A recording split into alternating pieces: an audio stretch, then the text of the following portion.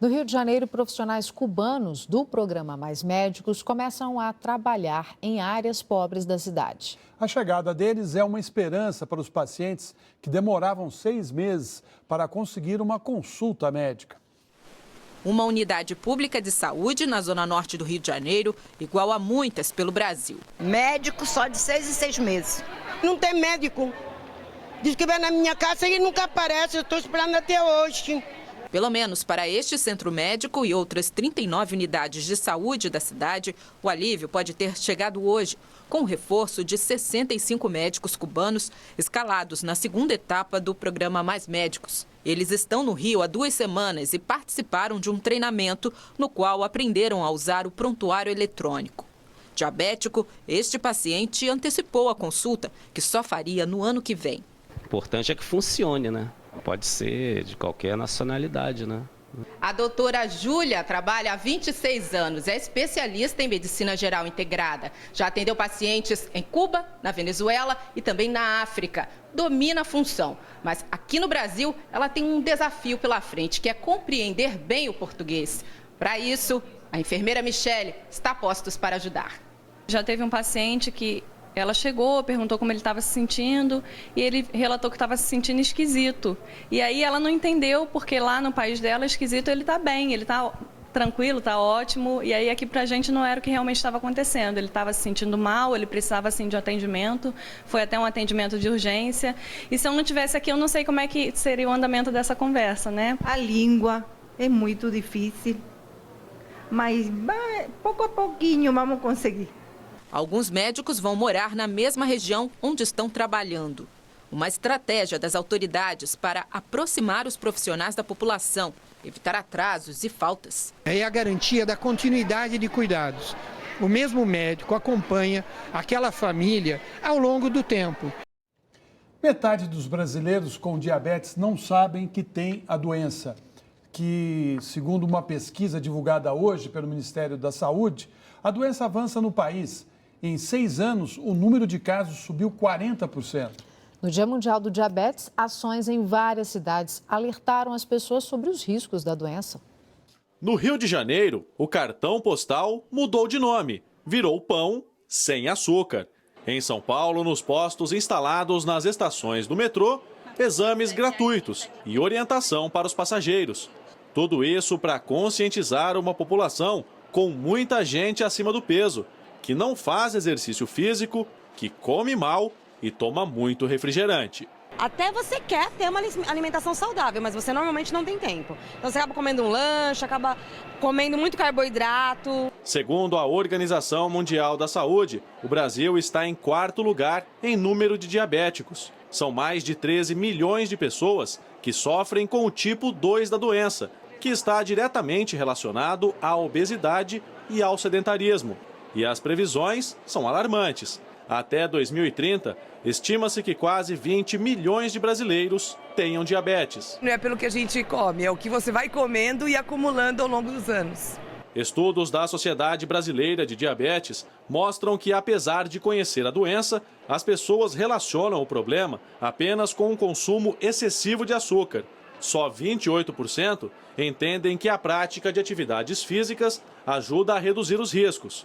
E metade dos diabéticos não sabe que tem a doença. Começou a sentir dor pelo corpo, cansaço, fazendo muito xixi, tomando muita água e comendo demais e perdendo peso, isso é um alerta pra gente. Para quem está sentindo alguns desses sintomas ou já tem um caso na família, é bom não ficar na dúvida. É só fazer o exame, que é bem rapidinho.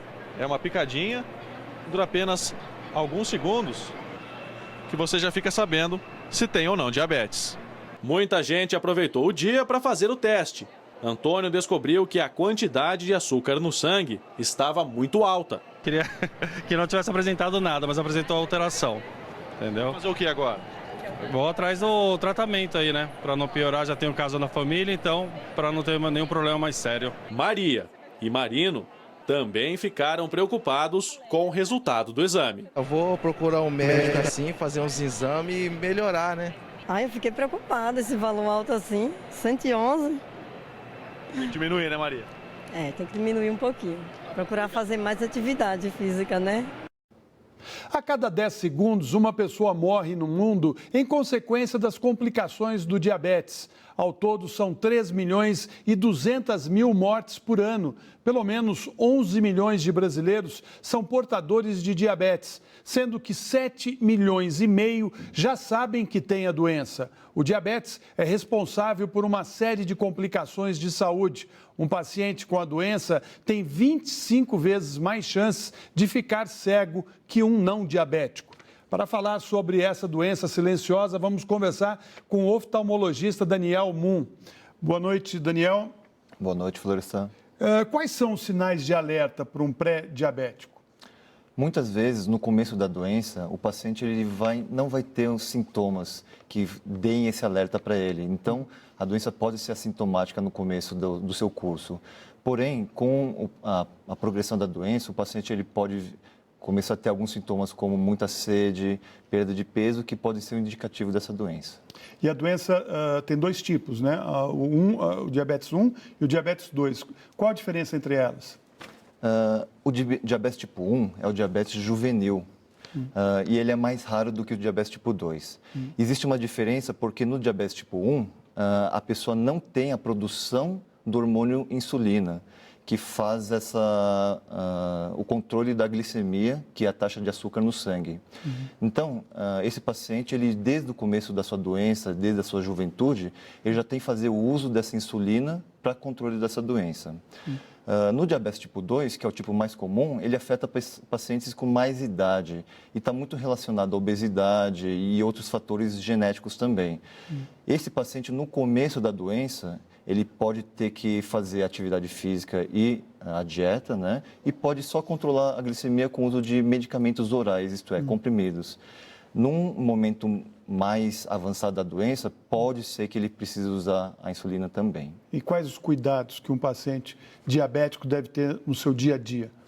Bom, sendo uma doença crônica, é uma luta diária, né? Então, eu costumo dizer que a doença, ela não dá folga para a gente. Não tem fim de semana, não tem feriado.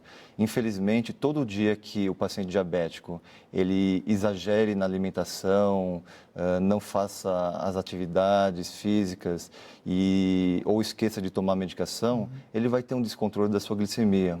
O problema é que muitos dias por ano com descontrole da glicemia, aumenta o risco de ele ter as lesões de todas as células do corpo, como da retina. Agora, a diabetes 1, ela causa problemas que levam à cegueira, a problemas outros no organismo. Qual é a perspectiva de vida para um diabético que tenha a diabetes número 1? Isso depende muito do controle que ele vai ter sobre a sua glicemia. Então, existem pacientes que não fazem o controle, como eu disse, é uma doença crônica, difícil mesmo, né?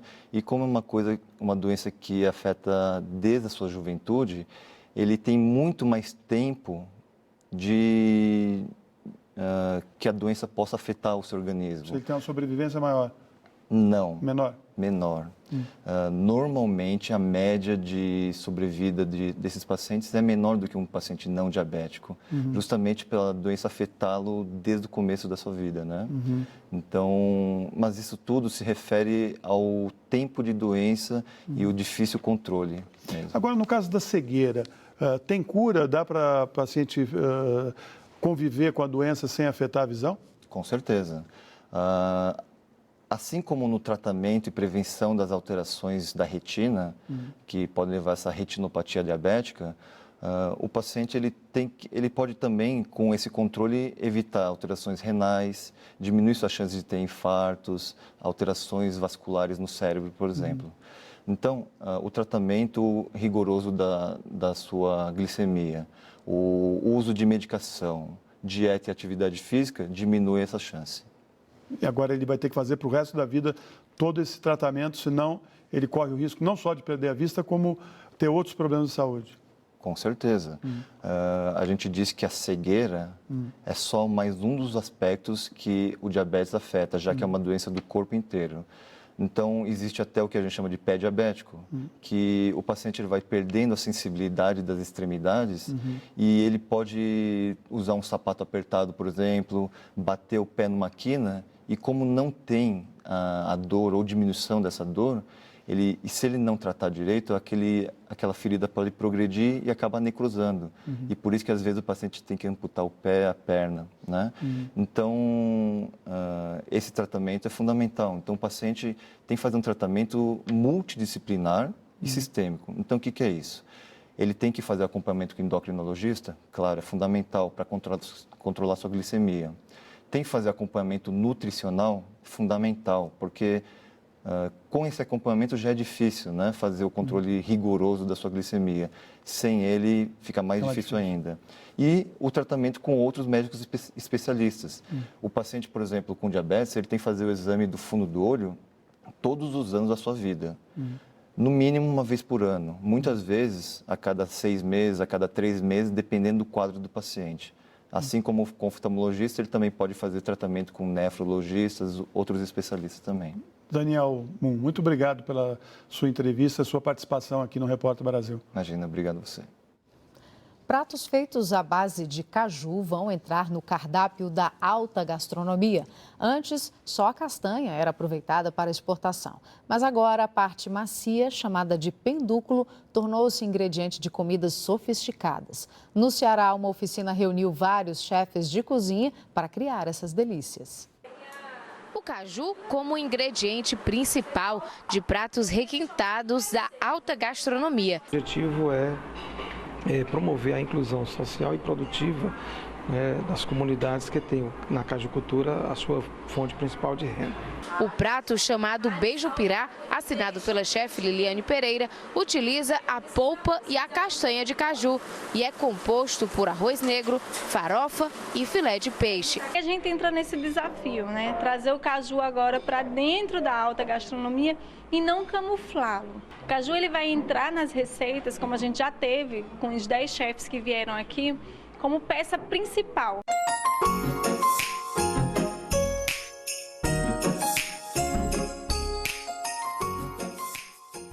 E você viu que o diabetes é responsável por uma série de complicações de saúde. A doença é a primeira causa de cegueira em pessoas entre 25 e 50 anos. No Dia Mundial do Diabetes, a gente quer saber, você se previne contra a doença? Sim, eu não comendo doce, né? Fazendo exercício, caminhando, né? Que é sempre importante, né? Porque hoje em dia, com essa oferta que a gente tem de doce, a diabetes, ela pode atingir todo mundo, né? Evito comer comida gordurosa, que também eu sei que faz mal à saúde. E quanto ao diabetes é isso, eu não como doce, evito. Gabriela Amoroso, de Brasília, respondeu: não abuso de comidas gordurosas, uso somente azeite, tomo cerca de 3 litros de água por dia, compro açúcar orgânico e dou preferência a doces que não possuem açúcar. Acesse e participe facebook.com/Repórter Brasil na rede. A seguir você vai ver a festa do Cruzeiro que conquistou o 3º título de campeão brasileiro. E ainda um jeito diferente de dançar o tango. A gente volta já.